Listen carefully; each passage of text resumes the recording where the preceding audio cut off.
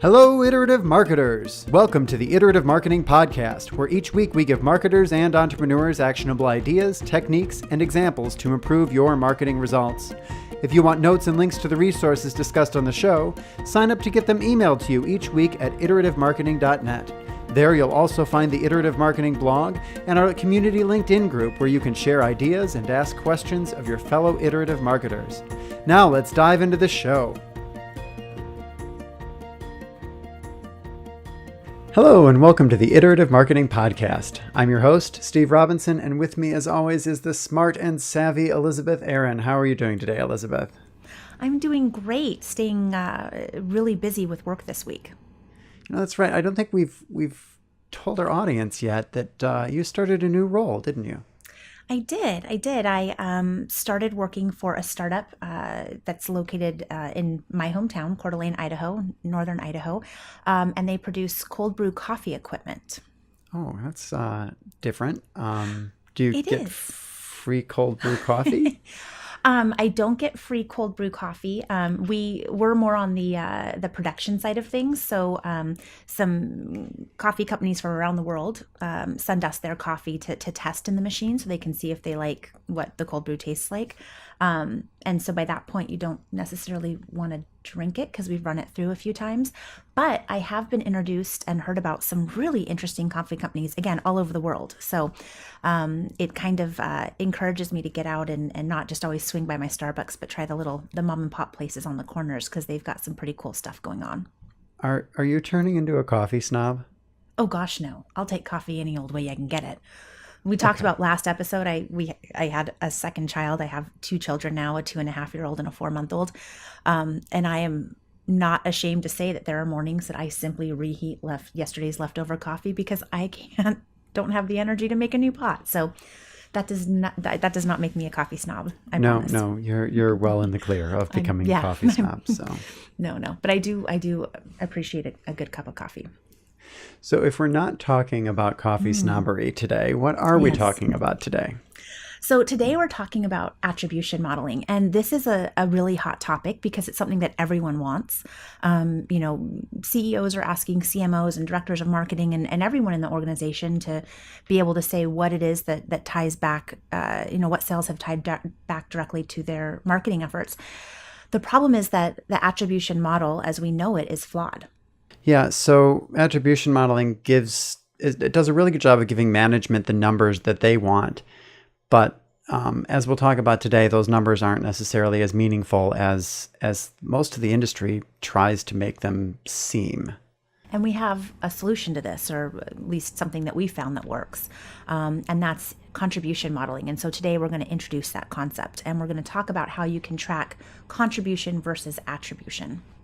And then we'll end with a nice little warning because with every good solution, there are caveats. And so we'll talk about when contribution modeling doesn't do itself justice as well. So Perfect. Well, I think it makes sense to start by diving into what exactly is attribution modeling. yeah, it's not a really easy thing for people to understand. It's essentially a measurement for return on investment for marketing. So it's a way to determine, you put this much money in, and then how much money do you get out at the tactical level, right? So to figure it out, you're going to take your returns, or for example, your revenue, and you're going to divvy that up, allocating a slice of the pie to each of the different tactics that you used that led to that conversion.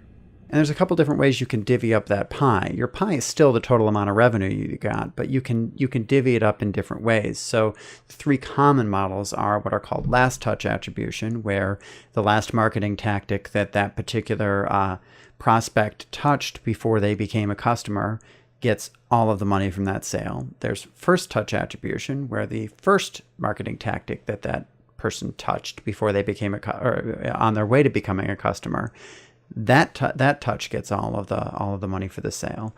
And then there's something called multi-touch attribution, where you apply some sort of statistical model to spread that revenue out across multiple touch points based on their weight or how important they may have been in that particular customer journey. all of these come with pros and cons and trade-offs, but in our mind, all of them are fundamentally flawed. Do you want to get into why? Sure. So when you take a look at any one of these on their own, it makes sense. You look at just the first touch, what brought them in, or you took at the last touch, what is it that converted them? Or you try and spread that over all of them. And like you said, you're waiting and trying to figure out, what contributed to that sale. But the problem with this is that none of these are perfect models. And I think you have a really good analogy to try and explain this. Yeah, I like to relate it back to a car. So let's say that your marketing department is a car, and in this case, the money you put in is the gasoline you put in the car, and the return you get on that is the ability for that car to take you from point A to point B. There's a lot of different ways you could measure that. For the sake of this conversation, we'll measure it with horsepower. So if that's the case, then we should be able to look at every component of that car and be able to attribute how many horsepower we get from each part. But that doesn't really work out. For example, if I take the spark plugs out of the car, I have 0 horsepower. Car does not get me from point A to point B. But if I put the spark plugs back in, I've got full horsepower. So how many horsepower do I give the spark plugs exactly in this model? That's where it starts to get tricky, because if you give them everything, then your model's flawed, because it's not just the spark plugs that drive the car. So what about all the other things that make it work? Right. And if you give them a portion, well, that's not telling the truth at all, because it's really a zero-sum game. You take them out and they don't work at all. And I think a lot of marketing tactics are like this. Wouldn't you agree? Yeah. So when we start spending our marketing dollars and on these different things, very rarely are we just doing one thing in marketing. We're doing multiple things. So how do we know how much money we got back from any one of those individual tactics? Yeah, there are synergies. There are different tactics support other tactics, and not in obvious ways. And we as marketers are really fairly in the dark on the interplay between the different tactics that we put out there. And so if we start trying to divvy up the revenue that we're getting back, it doesn't work out, because if you pull out any one tactic, it's going to take away more than its fair share of revenue, because it's going to hurt the other tactics in your program. So when your CEO or your CMO says, how much did that video cost to produce? And you give them an answer and they say, okay, let's cut that. It's not as simple as that. It's because you might be cutting just that expense, but you're losing everything that comes with it, because to your point, everything's working together. Right. Am I understanding that right? Yeah, that video could very well be the key to the sale, because it educates the consumer on something that if the consumer isn't educated on, they can't continue that journey later. And so when you take out that video, it means that they don't know this term that they could be Googling later that leads them to an AdWords ad that leads them to a conversion. And it's not obvious, nor is there any good way to research what the relationships are between your various marketing tactics. All you can know is that when I put them all together, I get 220 horsepower. And so that's why these attribution models don't work, because when we're looking at last touch, it's saying if our last touch is an email, then it makes it look like this email is what converted the sale. And, we could say everything before that's unimportant and you can just get rid of it. But that's not actually the case. Right. And if we look at first touch, we have the same problem there. And even if we look at multi-touch, it implies that if I got $200 of revenue out of this particular touch point, that if I take out that touch point, that my revenue is only going to drop by $200.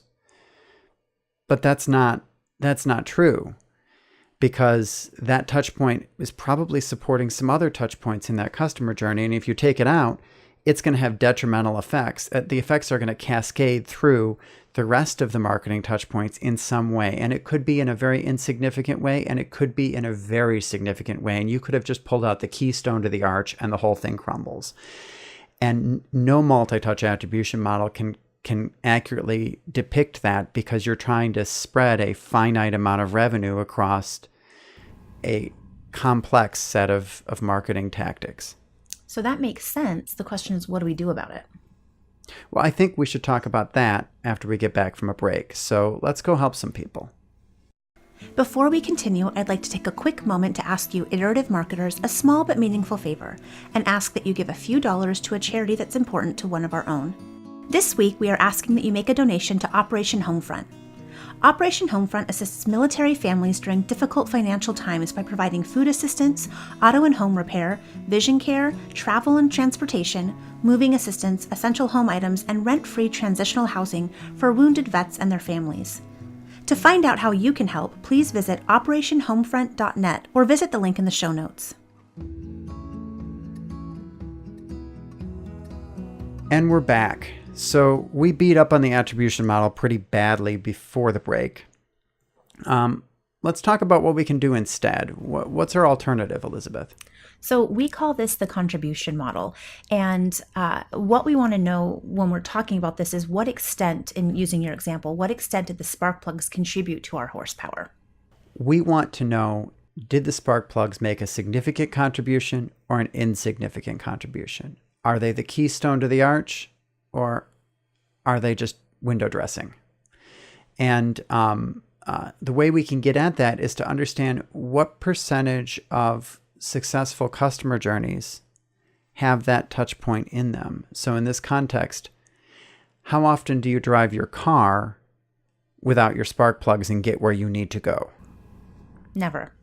Not very often, yeah. I don't know a lot about cars, but I know that's not going to really work. Now, that's a little different, though, when you look at the windshield wipers. How often do you get in your car and drive where you need to go without the windshield wipers? 17%. Yeah, we probably don't know, but the fact of the matter is you can get where you need to go. You can get from point A to point B in your car without using windshield wipers, maybe even if it's raining and you don't really care about pedestrian safety. But the point is that we can look at the contribution of the windshield wipers versus the spark plugs in getting you where you need to go, and there is a significant contribution made by the spark plugs. The windshield wipers help, and the radio is probably not all that important at all. So I just want to sum this up. So in using your example, we've determined that the spark plugs have a 100% correlation with getting where I need to go in my car, whereas the windshield wipers only have 17% or whatever number it was that I made up a few minutes ago. So when I'm tasked with making a decision, if I have a limited budget and I can only replace one thing, I now know that I should replace the spark plugs, because without the spark plugs, I can't get there. But without the windshield wipers, there's still a chance I can get there. Exactly. So if we bring this back into marketing world, you can now say, well, that particular video that we have, that's really, really important. And if we're going to redo anything with this new branding campaign, we need to make sure that that when we refresh the brand, we refresh that video, because we can't kill it. And at the same time, we might say, well, that email drip sequence that we send when somebody signs up for the newsletter, the people that open that aren't necessarily the same people that buy, and it's not really very strongly correlated, and we can do without that for a while or maybe forever. But to be able to do that, we have to have some data. Yeah, we have to be able to track correlations. So we have to have the data in some sort of a third-party system to be able to track what were our marketing inputs to a particular individual's customer journey or an account's journey in the case of account-based marketing or a lot of B2B organizations. What were the inputs, and then what were the outputs? And be able to mathematically determine whether there is that correlation. Now, some marketing automation systems can do this for you, or do at least a decent job of it. You may have to do some trickery on the back end, appending tactics to contacts and account levels, and kind of figuring out which touch points impacted or were included in the customer journey. But that's as simple as downloading the data and doing some analytics on it. Yeah, it's a fair amount of work to get set up, but you can get this data out of a marketing automation system. There are other analytics packages that'll help, and one we'll probably announce or talk about in a future podcast that we're working on our side. But the point is that you have to get the data into a system that's being able to follow individuals and follow accounts through their journey, so that you know which touch points occurred, and then download it and run an analysis on it outside of that. Which this isn't too far off of what you had to do with your attribution tracking anyway, because you had to have something in place with traditional attribution tracking, correct? Correct. It's a little bit more advanced than a lot of last touch attribution, because in that case, you just needed to know, okay, where did they click on before they clicked buy or submitted a lead? That was a lot easier, but it's no more complicated than a multi-touch attribution. It just isn't baked into a lot of attribution modeling systems, so you have to go outside of that. So it's more complicated than first or last touch, but not as complicated or equally complicated as multi-touch. Yeah, it's actually less complicated than multi-touch, because in multi-touch attribution, you either have to have a machine determining how to weight the individual touches, or you have to go in, and this is more common as the marketer, and make guesses at how important this touch is compared to that touch. And really, you don't necessarily know.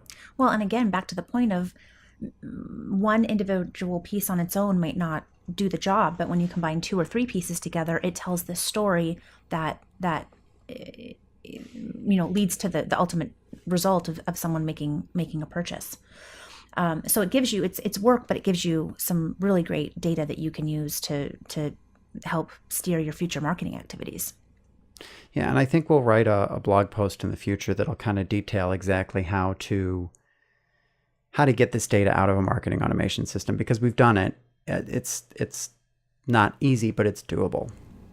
Now, when we first started talking about this, we mentioned that there was a little bit of a catch. Yeah, no solution's going to be perfect. And while we believe that this gives you much more actionable data than attribution modeling does, it does come with an issue, and we describe it as a feedback loop, or or kind of an echo chamber that you can create with your marketing. So to paint a better picture of this, let's look. Sorry, I'm laughing at my own joke. Let's take a look at the paint job on our car analogy. Right. So when we looked at the radio or the windshield wipers, we could prove that there was no significant correlation between the radio and getting from point A to point B. And we could take a look at the windshield wipers and say, well, what percentage of journeys did you use windshield wipers or need to use windshield wipers? Well, it was pretty low. But we look at the paint on the car and we go, well, when was the last time you drove the car without the paint on it? Most people, not very often. Yeah, I haven't really done that lately. So we don't really know how important the paint is, just observing, to getting from point A to point B. For all we know, we take the paint off the car and it stops working. And this problem can happen when you are too good at your job as a marketer, essentially, right?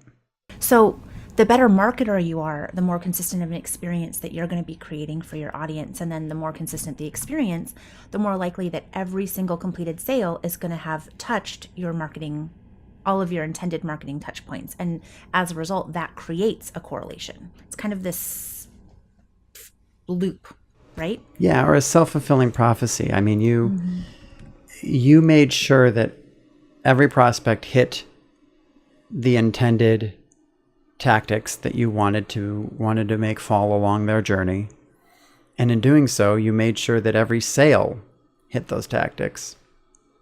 And now you don't have any actionable data, because when you go to look at all of your sales, they all contain the same tactics, the ones that you set out to make sure they all contained. It paints a picture that correlation equals causation, which isn't necessarily true, right? Correct.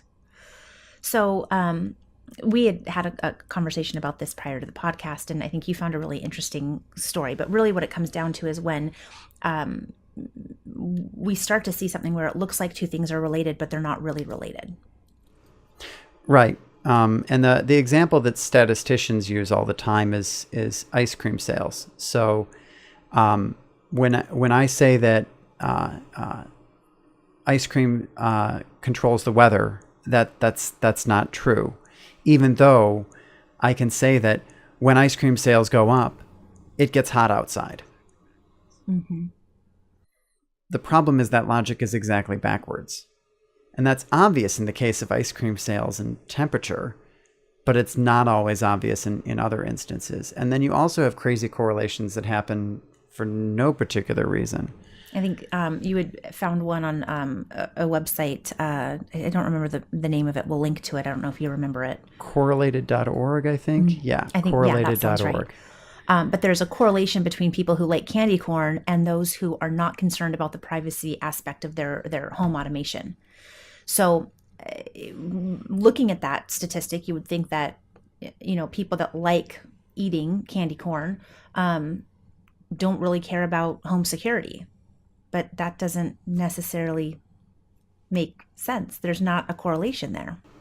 Right. So the bottom line is correlation does not equal causation. So just because there's a strong correlation between this particular marketing tactic and sales that come out the other end doesn't always mean that there's a causation that those sales came out because that marketing tactic fell on that path. The only way you can combat this is to purposefully, after you get really good at your job and every sale has all the same touch points on it, purposely introduce noise. The good news is, from the work that we've done, no marketer is perfect, ourselves included, and we end up introducing this noise whether we mean to or not. But it is a danger, particularly with things that happen towards the very end of the sales funnel, where you are able to really control that buyer's journey in more detail.